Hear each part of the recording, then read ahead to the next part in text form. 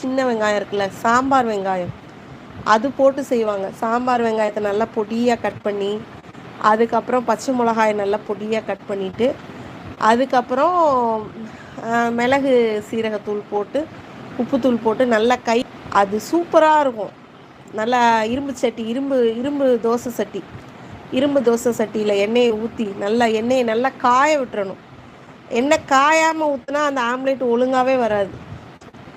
ஆம்லேட்னா எப்படி, அதான் வெங்காயம் போட்டு செய்கிற ஆம்லேட். எனக்கு அதுக்கு பேரெல்லாம் தெரியாதுங்க. அதாவது நாங்கள் எப்படி தெரியுமா சொல்கிறது, அதாவது முட்டையை கலக்காமல் அடித்து ஊற்றாமல் உள்ற முட்டையை நாங்கள் கொத்தி ஊற்றுற முட்டைன்னு சொல்கிறது. அடித்து ஊற்றி செய்கிற முட்டைன்னு சொல்கிறது. வெங்காயம் போட்டு செஞ்சோன்னா அது வெங்காயம் போட்ட முட்டை பொரிக்கலாமா அப்படின்னு இந்த மாதிரி தான் சொல்லியிருக்கோம்.